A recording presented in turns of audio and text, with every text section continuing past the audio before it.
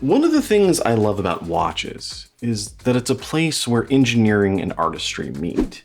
Because in essence, a watch is a useful tool. Yet, if that was all it was, we wouldn't be obsessed with them. But take that tool, put it into a creative design, add a little bit of craftsmanship, and you wind up with something special. Sometimes. The trick with that is really in how all those different elements are often balanced. And this is the essence of the eternal form versus function debate. Because if you solely focus on function, you risk making something a bit boring. If the design is too creative, you might make something a bit confusing and hard to read. And that's something I want you all to keep in mind as we take a look at this. The Redentore Bellanotte from Venezianico. An off-centered watch with a pretty complex, multi-layered dial. And yes, that is adventuring in the background. And before we get any further, I do need to point out that this watch was provided by the brand and they're not asking for it back, hence the promotional tag at the beginning. That said, let's get to it. And the biggest thing to talk about with this one is going to be the dial. Because the case itself is fairly simple. I think it's just like every other Redentore watch of theirs, like the Ultra Blacks I've reviewed. It's a pretty straightforward design with a highly polished bezel, narrow lugs, and subtle crown guards.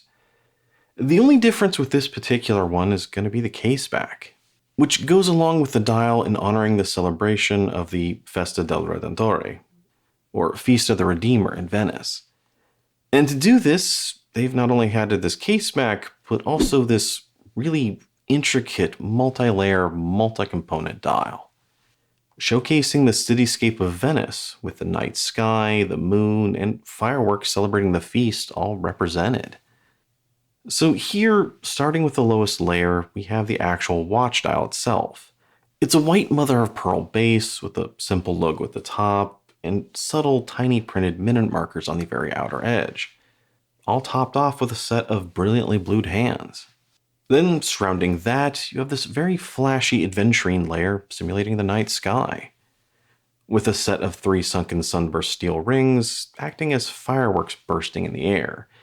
Then, topping everything off and closest to the crystal, is this detailed relief of Venice's cityscape that sits over the night sky as well as the dial itself. And when you add all these different layers together, it just creates a killer amount of depth.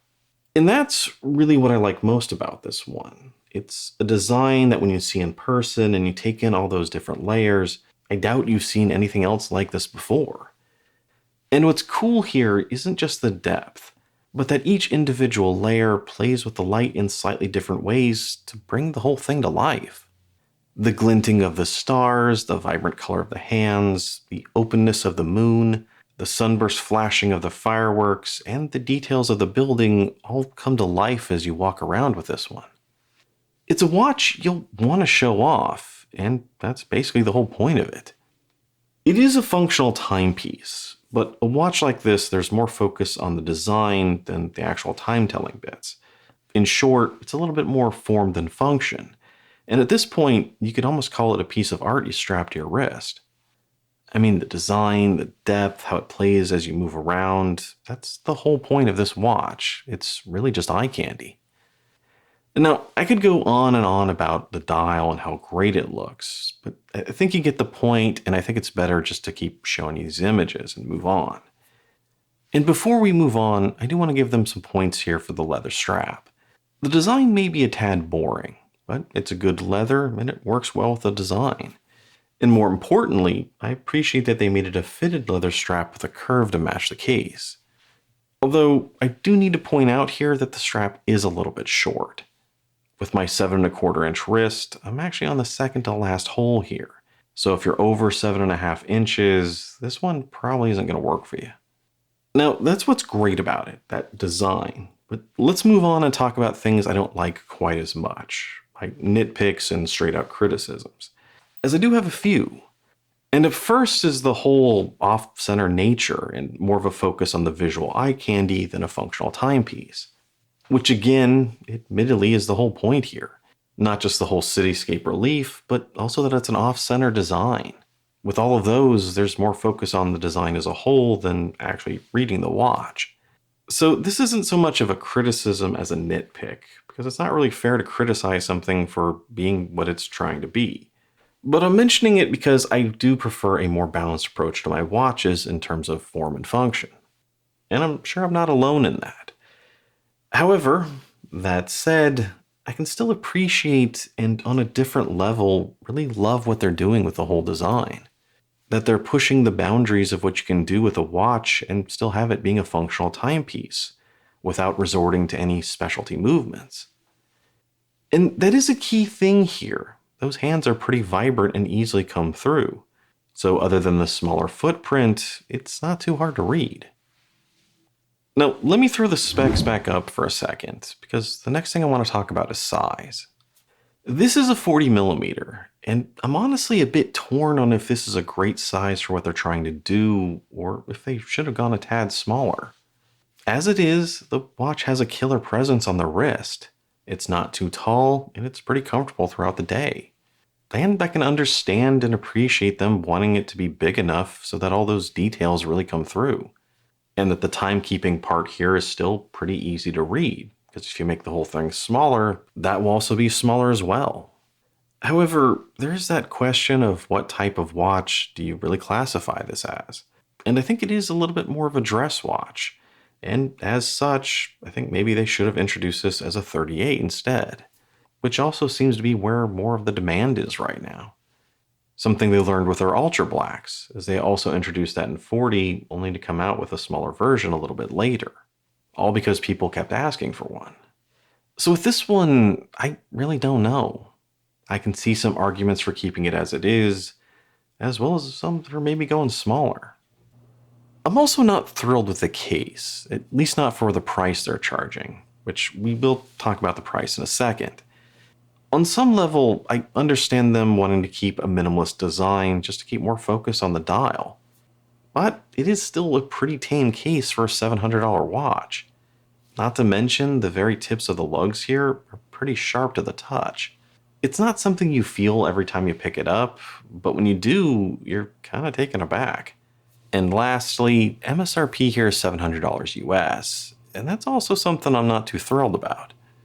My gut reaction to that is that it is a little bit high, but I'm also having a hard time quantifying that. A hard time, thinking about what it really should be or how high it's supposed to be. Because the thing is, it is a pretty unusual design, and as far as off-center watches go, it's actually one of the more affordable ones out there. And even though the movement here is a basic NH Seiko, it's not a standard one, and this tiny little movement costs a bit more than your standard NH35. Then there's the dial itself. This is definitely not a cheap dial to assemble. With multiple layers, multiple materials, I'm sure a good chunk of the cost is in this dial itself. So, I don't know, maybe it's not. Like I said, I'm having a hard time evaluating this one. But why don't you let me know what you're thinking down below? Bottom line, it's a little pricey, maybe a little bit bigger than I'd prefer, but still, it's a gorgeous and fascinating watch. To the point, I think the uniqueness counters a lot of my nitpicks. And to bring this whole thing back to what we were talking about at the beginning, the balance of this watch is one that definitely lays more on the side of form versus function, which is true of any off-center dial watch, and that it's going to be more about the design. And while some see this as a bit of a negative, especially for the tool watchy among us, for others, this could be exactly what they're looking for. If you're looking for something a little different, something more of a conversation starter, something that's more of a statement piece, then a watch like this is going to be exactly what you're looking for. Especially if you have some sort of connection to Venice. But that's sort of the last trick, because the thing with art is that it's not always universally appreciated. It can be a bit subjective. So even if you're looking for a watch kind of like this, like a statement piece, if the subject matter is not really something you appreciate, this watch may not resonate with you. And that's always the trick when you're talking about these watches that are also art you wear on your wrist. But either way, I think we can all agree that this is a pretty interesting watch. Now, as usual, why don't you let me know your thoughts on this watch down below, as well as what are your thoughts on off-center watches in general. And as always, if you enjoyed the video, you guys know what to do down below. I'm Shane, this is Relative Time, and I'll see you next time.